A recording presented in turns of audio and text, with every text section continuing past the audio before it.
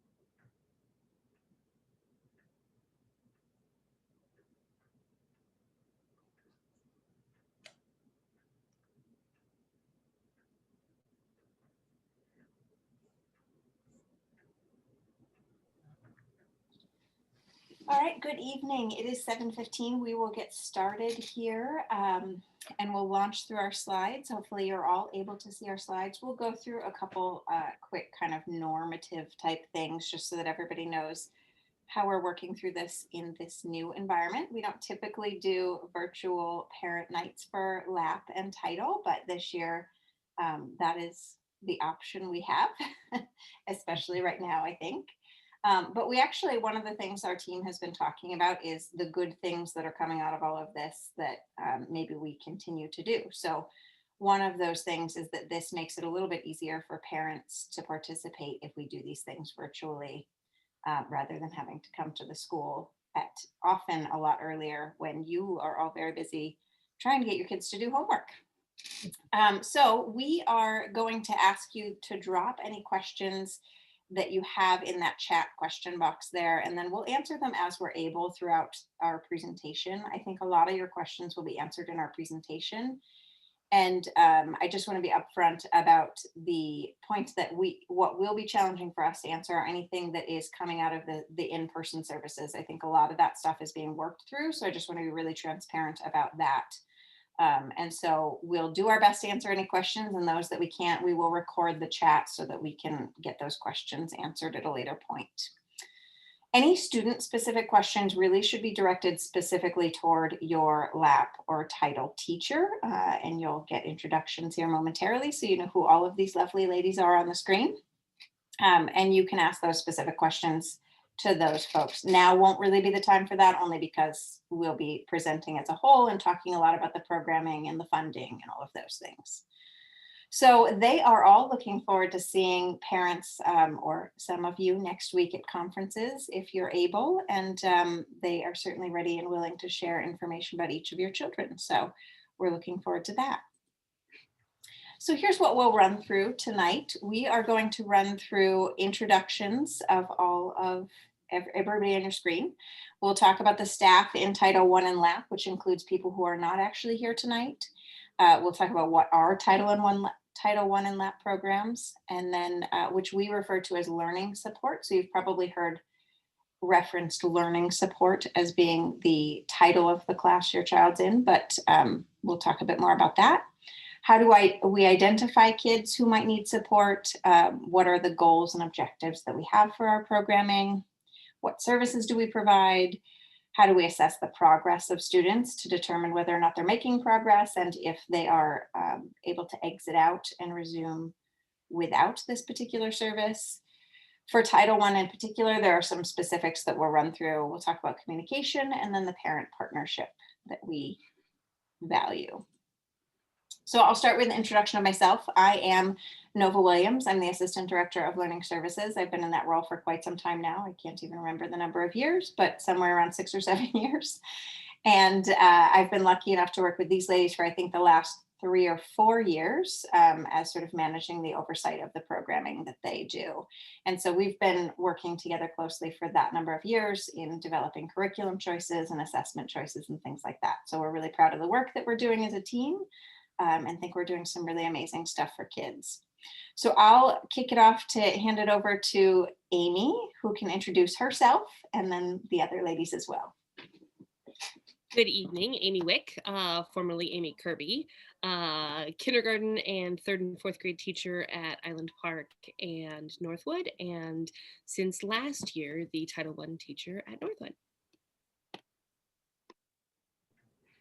I'm Amanda Higgins. Thank you for joining us this evening. I am the reading support specialist down at Lake Ridge. I started my career as a general education teacher, then became a special education teacher, and found that so much of what I was doing in special ed was teaching reading that I continued on to get additional training and endorsements in the area of reading. I have been on the West Coast on Mercer Island, I think 7 years. I started my time with Mercer Island School District as an instructional coach. And for the past 4 years, I've been at Lake Ridge as the learning support program teacher. Hello, I'm Kay Walker. I'm at West Mercer Elementary. I have been a general ed teacher, 3rd and 4th grade. I've been a resource room teacher. And I think this is my 19th year as a learning support specialist at West Mercer, and still excited to do it every day. I am Sandra Schwartz, and I am the reading teacher at Island Park this year. I've taught 3rd and 4th grade and reading as well, and I'm excited to be at Island Park this year. Thanks, ladies. So we have some additional staff members who aren't with us tonight. I know we have one of our additional staff members with us as well. And so perhaps we start maybe, Kay, if you can introduce Chris, since she's here as well. So I get to work with the fabulous Chris McBurney, who is the paraprofessional with the Learning Support Program. Chris, you want to tell more about yourself? Hi, I'm Chris McBurney. I have been at West Mercer. I've had the great fortune to work for the district and for Kay Walker specifically for about 8 years now, but I also have children who went through the whole district starting at West Mercer and actually in the learning support program. I am currently working actually on endorsements in ELL and general education, and have just had a lot of really wonderful opportunities through the district to get training in various phonics programs and Wired for Reading, and just it's really been a tremendous opportunity to work with the students at West Mercer. Thanks, Chris. Amy, do you want to introduce or talk about Janelle? So Janelle Foss is a paraprofessional at Northwood. She was also, I believe, a paraprofessional at Island Park, has kids in the district, and like Chris is going through her program to become a certificated teacher. And at this time, she's working with 3rd and 4th grade students at Northwood. Great. Amanda? And at Lake Ridge, we actually have 3 wonderful paraprofessional support persons within the learning support program. First is Rhonda Schweinhart, who was a career teacher. She taught for close to 30 years, many of them at Lake Ridge. When she retired, fortunately, she wasn't ready to fully leave and was willing to come back and work with me to support our emerging readers. So she is a wonderful asset to the program. Jessie Robinson is another paraprofessional we have who has been with us for 2 years now. She is absolutely fantastic. The kids adore working with her. And Miss Jenny, who is not listed, is new to the program this year, and she supports 1 first grade classroom at Lake Ridge and is a wonderful addition. Great, thanks. And Sandra? At Island Park, we have Melanie Goldstein, who started by volunteering as a parent about 19 years ago. And she got involved so much with the library there that she decided to work. They asked if she would be interested in a job.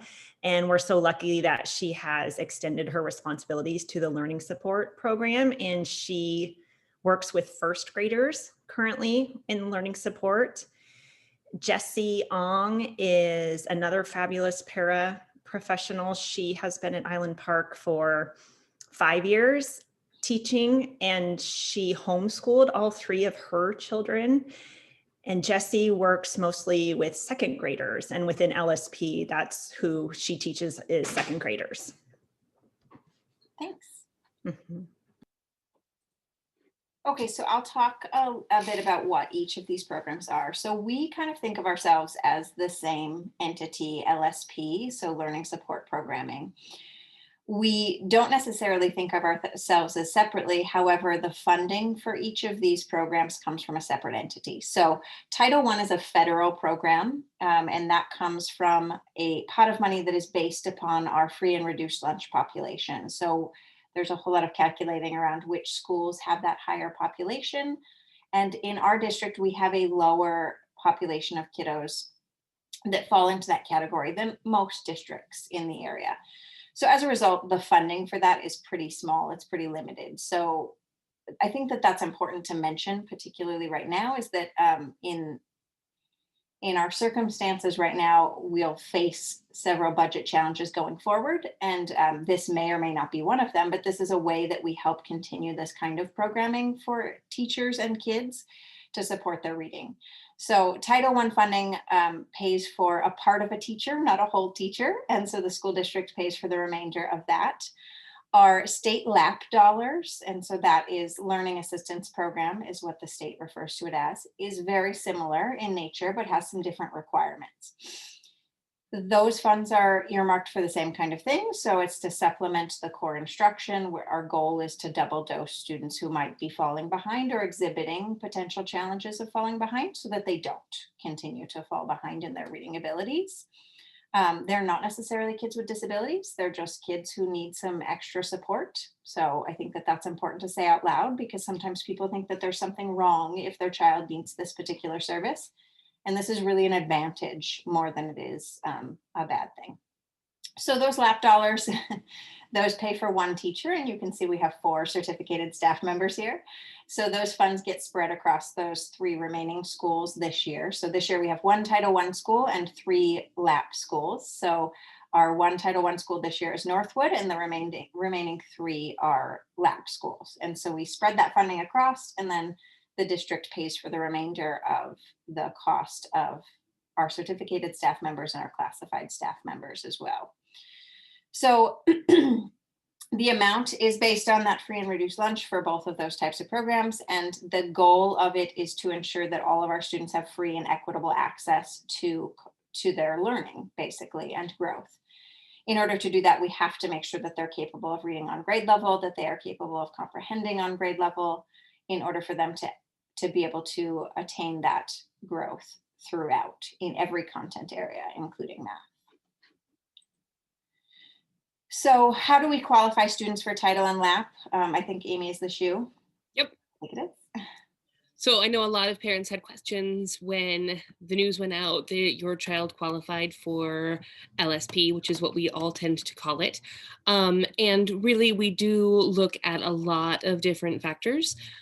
Typically reading is where our focus is, but sometimes depending on funding and our caseloads, we can look at math pieces as well. But we really are looking at a whole picture of who your child is, and they are assessed and identified based on the things that you see here. So AIMSweb Plus, it's a assessment that teachers do 3 times a year, and then we can progress monitor using that as well to track how kids are reading. So what does their fluency look like? What letters and sounds do they know?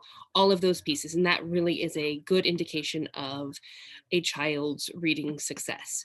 We also use our Mondo assessments that teachers will be administering in their classrooms throughout the year. All of us tend to administer a diagnostic decoding survey at some point throughout the year. So looking at and giving students a list of words and then seeing what strategies they have. And it really helps us to identify where they're making errors so that we can target our instruction specifically to their needs. Unfortunately, last year we did not have the Smarter Balanced assessment, or maybe fortunately, but either way, that is another piece that we will look at in determining which students qualify for this program. Progress reports and teacher input are also another piece that we use to really paint a picture of who your child is and how we can support them best. I'll just jump in and add on to what Amy said, that just, we're pretty data rich in our district, which is fantastic. A lot of schools or a lot of districts are not as data rich as we are and don't have access to the volume of assessments that we do. So that's really helpful and has and will continue to be helpful. I would be remiss if I didn't point out that the state legislature passed a couple of years ago, state law around dyslexia, identifying screening for areas of weakness associated with students with dyslexia. And so we'll be working through that. The implementation year is set to start next year, but there are lots of state requirements, and our district in particular has done a really nice job of going above and beyond those requirements, which has set us up for success to meet those requirements as we roll into 2021.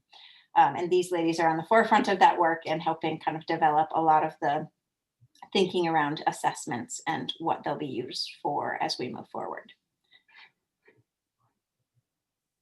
All right. I think this is me. So our goals and objectives for our Title I and LAP programs are to provide supplemental services to identified students to help them reach standard. That's our goal. We want them to get to grade level. And so we work closely with the general ed teachers and to get them to where they need to be. We provide research-based curriculum. I think the curriculum is going to be talked about later. You may have seen it in your home. Really Great Reading is the publishing company. And it's all to accelerate the achievement of students performing below grade level. We have students who work with highly qualified trained educators. So we all have, college degrees, whether some of us may have masters, some have, we've all had additional training. We've had, through the district, a wonderful chance to do the LETTERS program, which stands for, help me out, Language Essentials for Teachers of Reading and Spelling, right? All right. We've had Wired for Reading training. We've had, if you've heard of Orton Gillingham or Slingerland or variations of that. So we've all had a lot of extra training, which is great. And so we're able to provide some of that for your students, for your children, some great additional things that we have learned to do with students who struggle with reading. And then provide participants with individual or small group instruction. That's really key, to get small groups and really meet and target the needs of the students in the small groups, or even one-on-one if necessary. And I'll just jump in. I promise I won't jump in every time.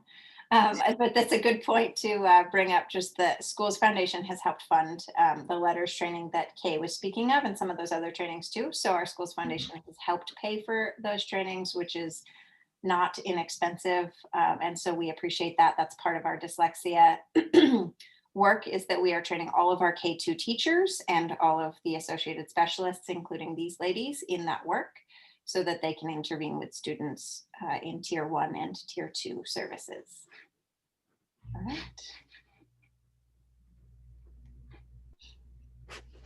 So the reading support your child receives is really specifically targeted to their needs. And those areas of need are identified by the many screeners that Nova and Amy referenced. So we have the Ames Web Plus, we have diagnostic decoding screeners that we have access to. We collaborate closely with the classroom teachers and talk to them about their curriculum-based assessments. So we take all those data points and we can compile instructional goals for your child. And within those instructional goals, they can address one or more of the 5 pillars of reading.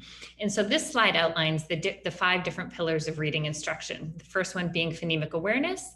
That's a child's ability to focus on and manipulate the individual sounds of spoken words. We have phonics, which we're all familiar with. It's the matching the sounds to the letters and applying those skills to reading and spelling. Following that is fluency, which is reading connected text with speed, accuracy, and proper expression. Vocabulary, which is understanding the meaning and use of words, and comprehension. So that's the ultimate goal, is the comprehension that you're deriving meaning from your text.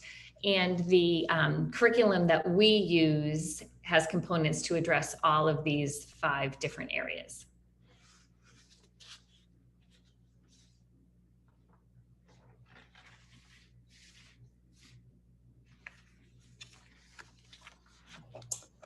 Unmute myself. And so I'm going to address the curriculum that we use in the Title I and LAP programs at all 4 schools.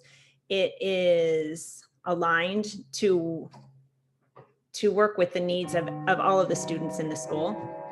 And there's my clock. We countdown. You may have seen a countdown book with your child. That's for the younger learners.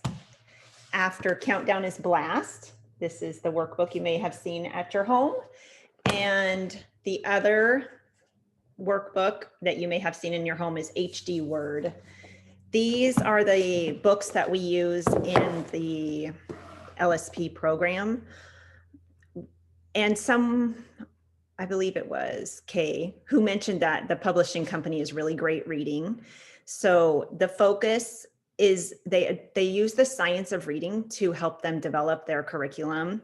It's explicit, it's systematic, and it's multisensory. Unfortunately, in this new remote world, we are all doing the best that we can to make it as multisensory as possible.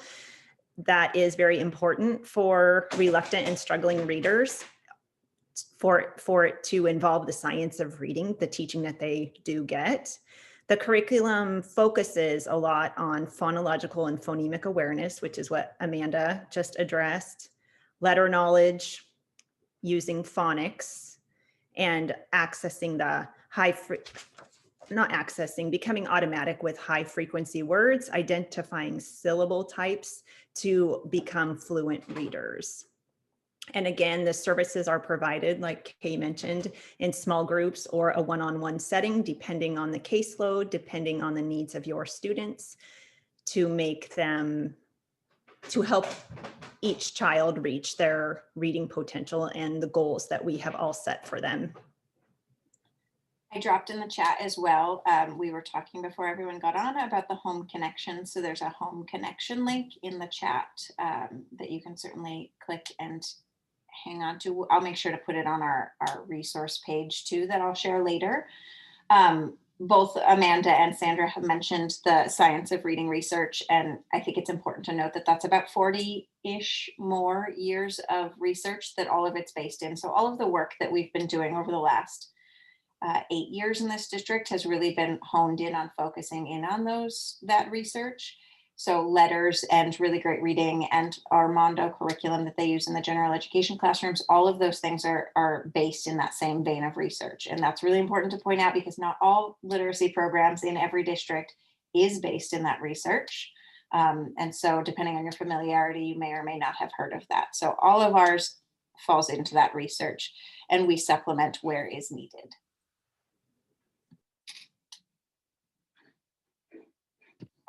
So how do we monitor and assess progress? As Amy mentioned, benchmark assessments, which are the Ames web tests that you've probably heard about, all students are assessed 3 times each year. However, we and some teachers choose to assess their kids more often to check for for growth.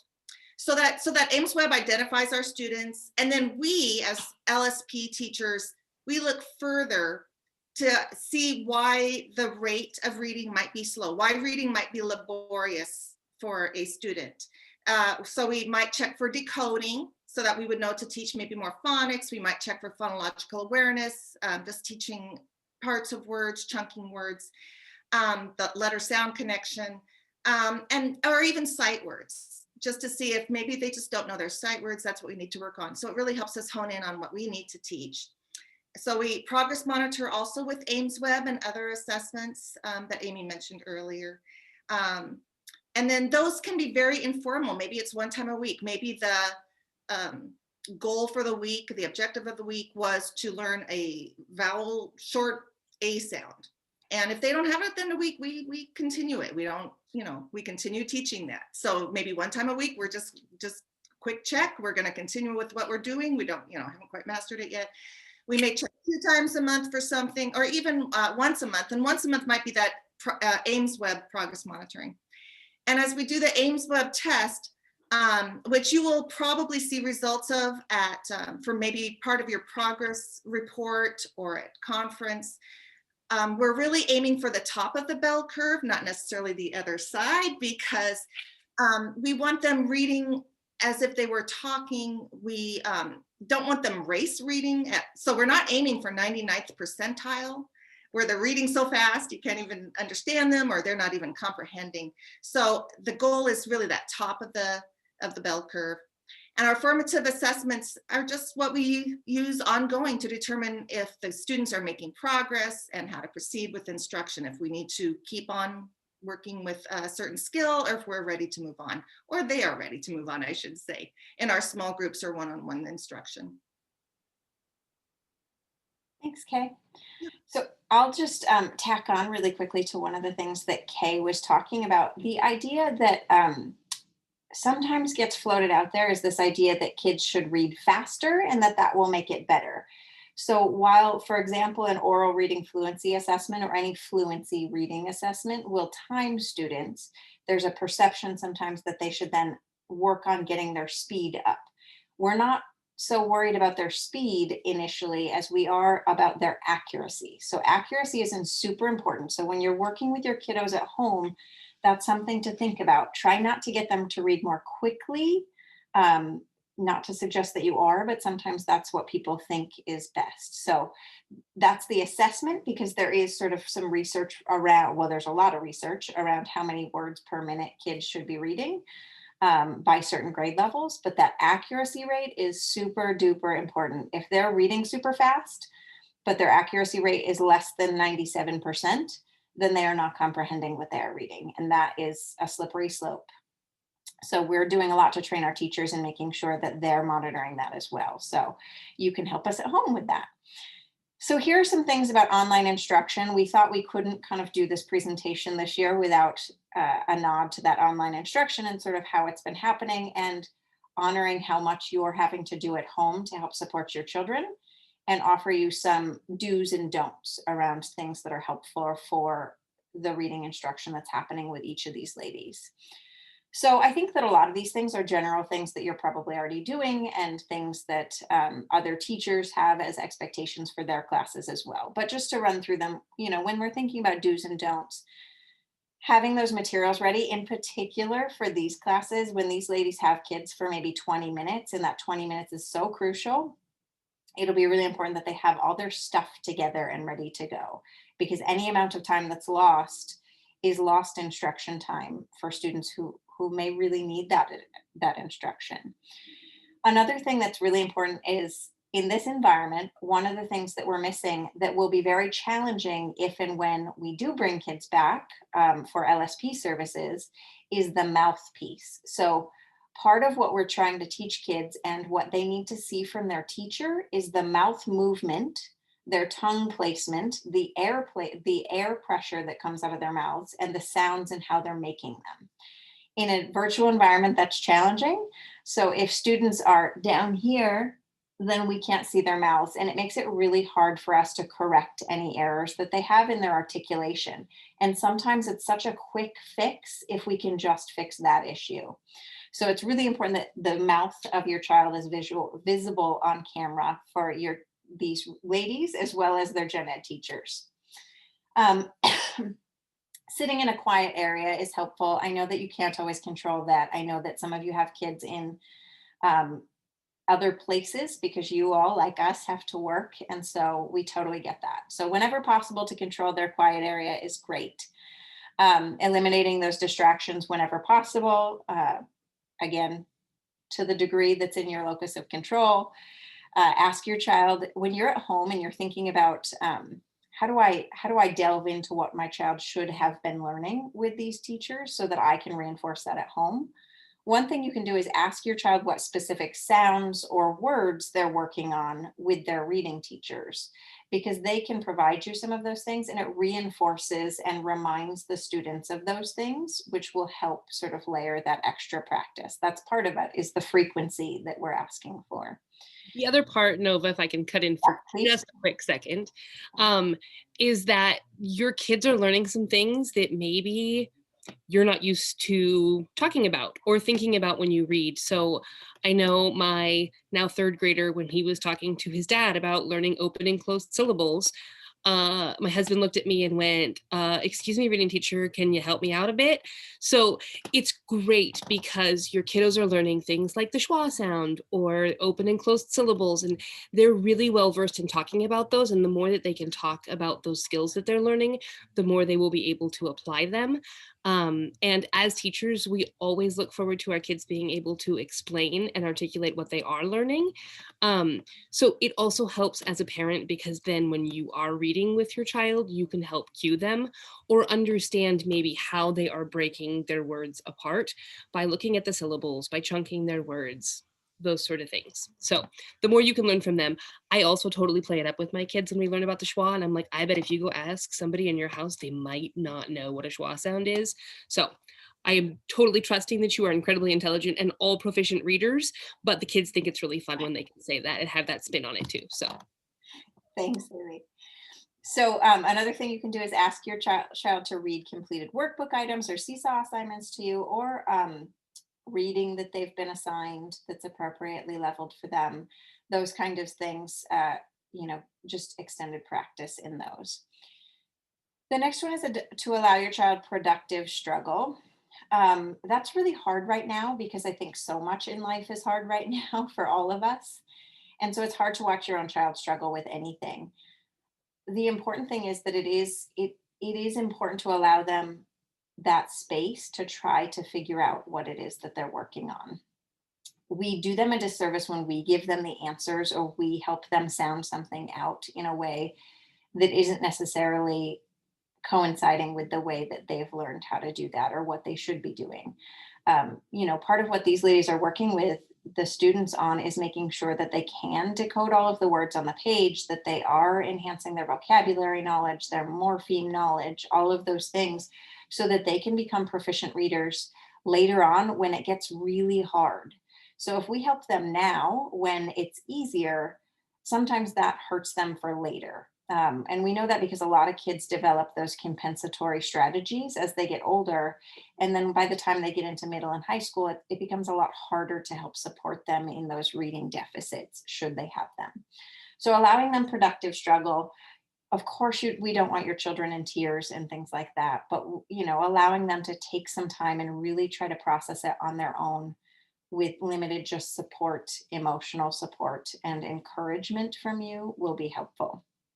Positive reinforcement, that encouragement, those are all really helpful as parents. The don'ts, the snacks during instruction time, which again, within your locus of control. We know that. But that's one of the things that's really hard for these particular teachers. And when we're doing literacy blocks in the general education classrooms as well, is that teachers are often asking kids to say things, say sounds, say words, say syllables, so that they can see how they're saying them to determine if they're saying them inaccurately. If we're storing something inaccurately, we're likely going to produce it inaccurately. So it'll be important that we can hear them appropriately if possible. One of the things that as parents, I think you're trying to do is help support your kids. And by being present and being in that area, sometimes the kids feel a little pressure when their parents are right next to them. So that's just something to think about and just monitor sort of in your own family and with your own child, because your own child could be very different from another student. So just be thoughtful about that as you're working through it with your kids. And then don't give the answers to your kiddos. So particularly when they're in their groups, the teacher will work through them on that productive struggle. The other thing is when we ask to assess students in any variety, so you've probably seen in some instances your kids taking Ames Web assessments at home or literacy assessments at home or things like that because of the nature of the environment we're in right now. Don't give them those answers. It's so important that our data is accurate so that we can best support your kids. If our data is inaccurate, we're supporting the wrong things, and we don't want to do that. We want to help your kids. That's why we are all here. And so it's really important that that data is accurate. If you have a specific concern around it, just reach out to your child's lab teacher or title teacher, and they can help support you in an answer and trying to figure out if what you're doing is what they want as well.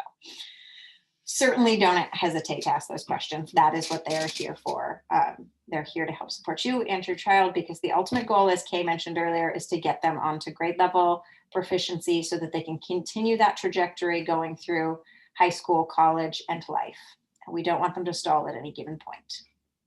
We did have a really great question in the chat. Would we communicate, because we are asking you not to hover, in the politest sense, that yes, if we do see that some of the don'ts are occurring, we will let you know, absolutely. So we will be communicating. For all my Northwood peeps, you will be getting a compact from me via email in the very near future. It defines and cements our partnership. That does not mean that all of the other teachers are not doing that. This is more tied to the funding that we get for being Title I. So it's an outline of how we are going to work together, support each other, what the expectations are, and then it also includes parent and student rights and resources, again, tied to the federal funding. So stay tuned for that, fill it out, sign it for me, send it back, and we're good to go. So although the four of us are in 4 different buildings and we aren't general education classroom teachers, we by no means work in our own little silos. Within the school buildings, we are in constant communication with your child's classroom teacher. We collaborate on a weekly basis by either attending professional learning communities or grade band meetings with your classroom teacher, emails, text, however we need to, but we're constantly communicating to establish and define our common learning goals so that the classroom teacher and the reading support is in sync and it's correlated, and so that we're aligning it and that they're getting kind of a double dose of instruction rather than scattered instruction. So we also as a team work closely together. We meet on a almost bi-weekly or monthly basis to reflect on student data, to use each other's resources. If one of us gets kind of stuck with a kiddo and wants to just brainstorm ideas on strategies and best instructional practices to overcome a hurdle that we may be facing, we work again very closely as a team and with Nova. And lastly, you will be hearing from us at the end of every trimester. When you hear from your general ed classroom teacher, you will also be receiving a progress note from us, talking specifically to your child's growth within the learning support program. With conferences next week, I know we will all be trying to attend. We have students K through 4th grade. And so many different conferences that we need to attend, but we will try our best to attend your child's. And if not, just even if we can pop in for 5 minutes and be available to answer any questions. And I'll be receiving progress notes, written progress notes from us as well regarding your students' progress. But as always, reach out. You do not have to wait for those end of trimester times to reach out and communicate with us. We are available and here to help support you and help you support your child at any point. So the family engagement, the last 2 bullet points there, Nova is going to put those links into the chat. And so those are just our policy and procedures and a link to the school report cards that you'll be receiving on Friday. So here we just wanted to discuss some strategies for you to be able to help your child at home. I often say that our developing readers need a really literacy-rich diet.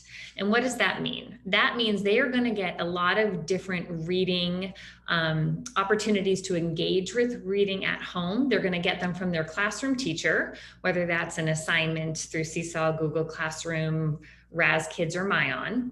So they're going to have their teacher's classroom assignment that might be working on a comprehension skill, and that will be assigned at the reading level, grade level. They're going to receive assignments from us, either through Seesaw or another modality, but those are working on the specific phonics skills that we are teaching in our learning support. So that has the reading assignments they receive from us has a different purpose as well. That's the opportunity for them to practice the discrete skills that we are teaching in our reading groups. And then you come in as almost the third facet of that, to develop a love for reading. You of course are supporting the work from your classroom teacher, supporting the work that we are sending home. So your job with your child is to really just kind of cuddle up and enjoy and instill the love of reading with them through a high interest book. And even if it's a high interest book that is slightly beyond their reading level, you reading to them is equally as beneficial as them doing the reading themselves. When you're reading to them, you're modeling fluency, you're modeling the skills and the thinking of a proficient reader. You can ask them questions about character, like, what do you think the character looks like and what makes you think that? Or what might happen next in the text? If you're reading a nonfiction text, you might say, let's go in and explore the table of contents to see what we're reading about.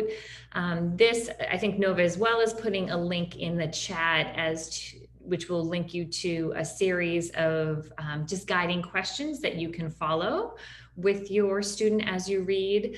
But truly, once you get through this assignments from school, we really encourage you just to enjoy that time with your child to read a high interest book. I know that I made my 2 kids sit through all my favorite books that I read with my mother as a kid. But then when they went in school and did a project on them, that made me happy. So it is really just to have that bonding time and to make them love. Reading is hard work for these kiddos that we're working with. It's really hard work. And so we just want for you to encourage them and instill the love of reading in them. And I'll just add the last link that you see on the PowerPoint, I dropped into the chat, and on that page, you'll see some parent resources that we have available. Amanda did reference on the other link that's for Mercer Island Schools. We have some kind of like, what are types of questions that you can ask when you're reading with your child, to your child, or your child is reading to you. And those kind of questions are helpful to sort of monitor their progress with their comprehension, and also just, ask them to be thoughtful readers. One of the things that we know we need to do is be metacognitive readers, meaning we need to think about what we're reading and be able to track our own progress and comprehension. And that's one of the things that they get from you as the adults in their lives, and their teachers as the adults in their lives. So the more you can model that for them, the better. As Amanda said, reading to them, with them, and having them read to you is one of the best things you can do to help encourage their reading abilities. And there's lots and lots of research behind conversation as well. So just having conversation with your children at the dinner table or wherever, even if it's over a game that they love to play or a television show that they love to watch, just to tie into the things that they love, having that oral language experience and also the reading experience with their parents will do great things for their reading ability.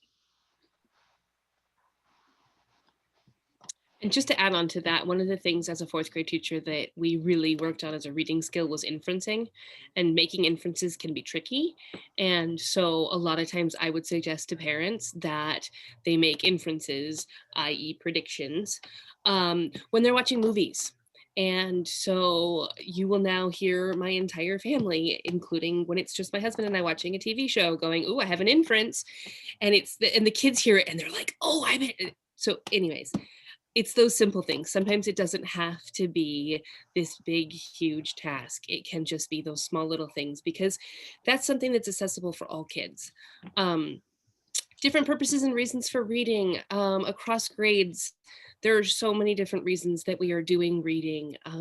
Teachers and parents and friends are doing read alouds. Kids are doing shared readings as a whole group in their class. They're also going to be doing those in guided reading groups or getting together in breakout rooms now that we're in the virtual setting and reading phonics pages aloud or sharing stories. We do a lot of playing with language and words, and that is probably something that you are not as familiar with from when you were in school. But a lot of things that we are doing where they're changing the sounds. So we might say map, they say map, then we say, now say map, but change the to a t. And so just really getting them to be able to play with the way that words are structured and sounds. It's a vital life skill. So we are constantly trying to model for them that they are going to be reading across their worlds, in their homes, in their jobs, in very simple everyday tasks. We really want to develop their minds so that they are inquisitive and they see that they can think about their own thinking in different ways. We are constantly building their vocabulary. Like I said, open syllables and schwa sounds and all these fun little reading science terms that, of course, us reading teachers geek out on. The other piece is that really we are connecting their skill building to writing. So that is one of the things at the end of a lot of their units, is that we get to a place where we want them to be able to apply the skills. They've been decoding and now we want them to be able to encode, so write out and use their sounds, and determine that we have digraphs. That's another one that we really like to talk about, with 2 letters, 1 sound, and being able to show that they can navigate their use of sounds and letters in writing. And entertainment and fun. I know it's tricky sometimes when we don't have as much time as the kids would want to share with us. And I know at least at Northwood, we have our Seesaw accounts. And so sometimes I will ask the kids if they're writing a story for their teacher or they want to read something. So we find it incredibly entertaining. So if they practice reading a story to you at home and they want to share it with us, suggest that they go read it to us on Seesaw, record it. I will absolutely listen to it. I will share it with my boys. My whole family will listen and think it's just the cutest thing ever. So we want to make it fun, and we want them to learn to really, really love the art of reading. And I just wanted to chime in that if you need help determining what books your child should be reading, or you need some recommendations, please reach out to us and we can supply those for you. If I can add on, with the youngest learners especially, rhyming is great. It's fun. They think it's fun. It's really good for reading, for early literacy skills. Or if you actually get out of your house and you're driving along, you stop at a stop sign and you say stop. What are other words that begin with that sound? You know, any kind of just those little practice. They don't even know they're learning or that it's educational. It's just fun. And that's what we want it to be.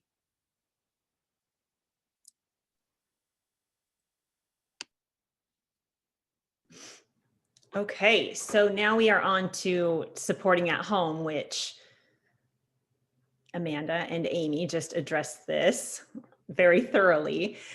So I was kind of taking notes and thinking about things that I could add once we got to this final end slide.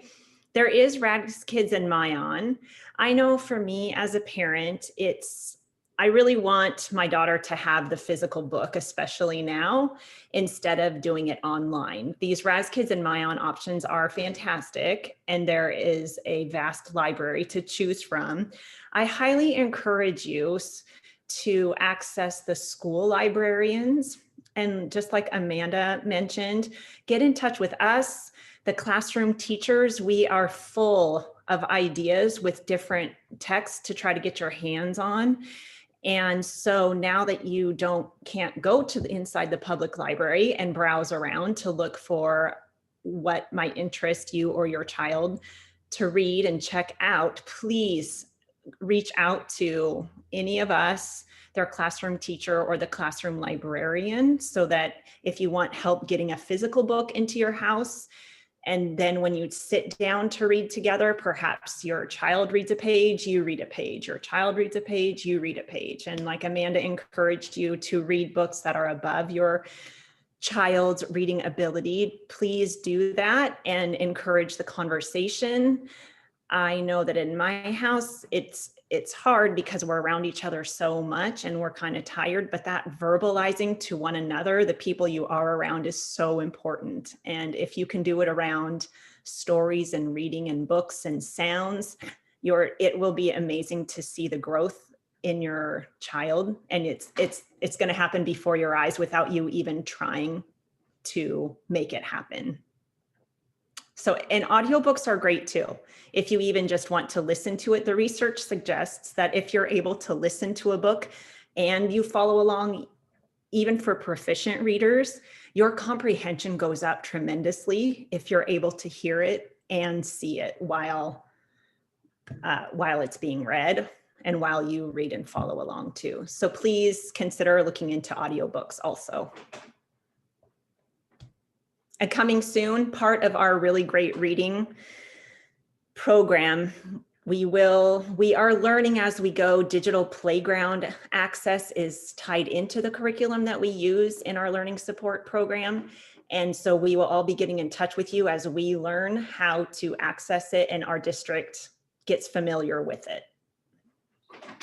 So some of you who had children last year in learning support, we engaged in a brief contract with Lexia for those students. And a big part of that was because we were worried about the loss of learning during the time when we weren't really having quite as many connections with kids.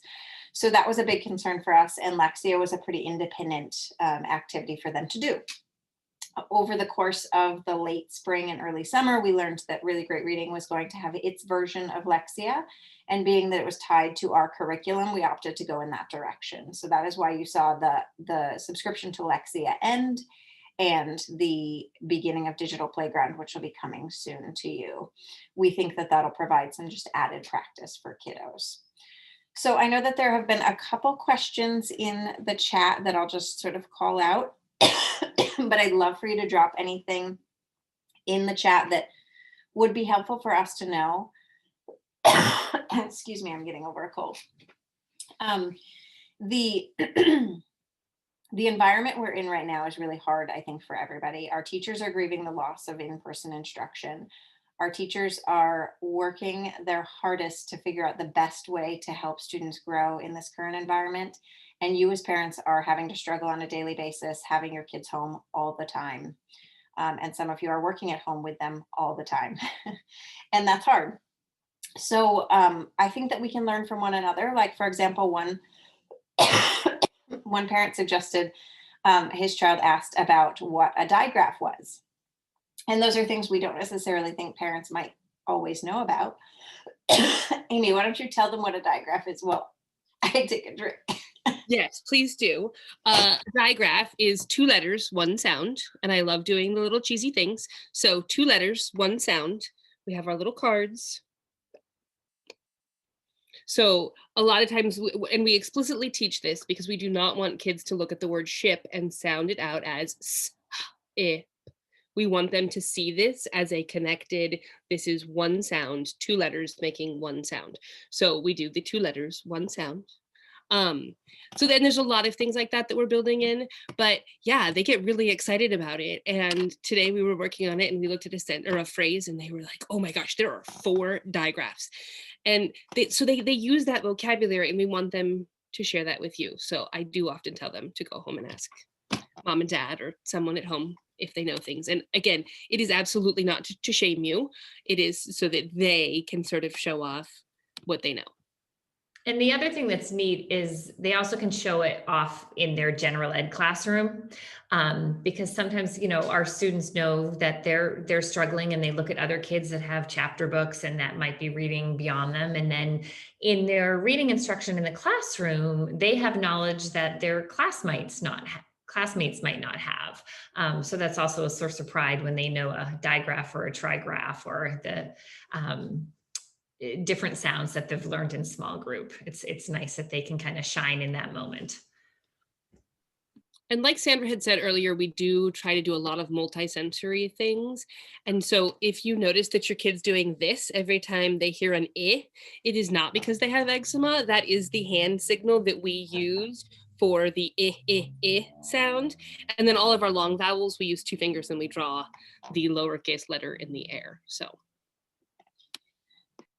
those are things that, you know, as you're coming up with them as parents, it's helpful for us to know, right? Like that's not something in the past that parents always communicated to us that might be helpful for them to know. So things that you think of that would be helpful for us to know, that would be useful for you as parents when you're working with your kids at home, please share them with us, because we can collect that information and come up with a resource to help support you. That's what we're trying to do. We do have some resources available that I'll make sure these ladies are able to share out, that just have things, links to places you can go, activities you can do with your child at home about reading.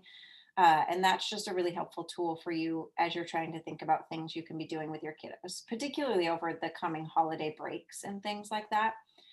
Just some fun stuff to do with kids. Another really good one that I read it in an article recently. They were talking about putting subtitles on your TV. And so please do not feel like we are suggesting that you do not want to have screens on. Good Lord, as a parent, it is our saving grace.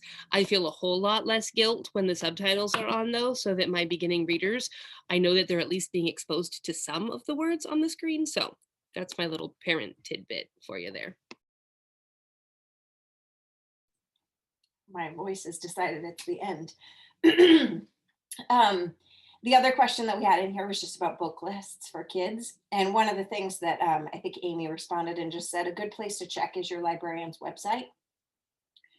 They really want to support kids right now too. So reach out to them, ask them questions. The important thing to know is just books are very fluffy when it comes to levels, so to speak.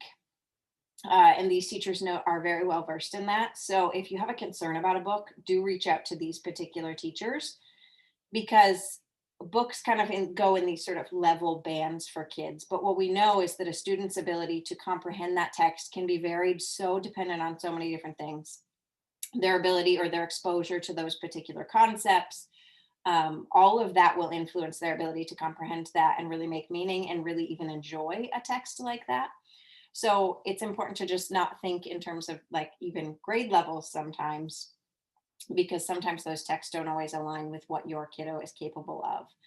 And also just knowing as parents, I like to say this as a side note for families, is that, you know, sometimes your kids will read, if they're very knowledgeable about a topic or very passionate about a topic, they might read a text that is above grade level for them. That doesn't necessarily always mean that all text above grade level is conducive to their abilities or conducive to their understanding. So we want to make sure that we are picking the right books for kids. So if you do have questions, do reach out to your librarians, and these ladies are going to be the most versed in what your child is capable of. And then you as parents, of course, are very capable of understanding what your child has a passion area in or a knowledge about. Some kids love dinosaurs and could read any book about dinosaurs. So you could be thoughtful about those things as well. Amy? And really, truly, that was why earlier in the notes we said, use this book since it's at home. It hasn't been at home in the past, but this is a great place to start. So if it is a battle and you are feeling like I just can't do this, ask your kiddo to grab their Rocket book or their HD Word book and just find something that they feel comfortable and confident in reading. And then pick up the book that you were going to address and read it to them. Because really, truly, there are so many varied levels within a level. I know with my 5th grader, he started reading a new book and he was like, Mom, this part's really confusing. And so I read aloud that first chapter to him just to get him into it. And now he's off and running. So really, it depends. But this is a resource and it's something that they are comfortable doing. So use it because you have it. Do any of the rest of you have anything you want to add before I kind of wrap us up?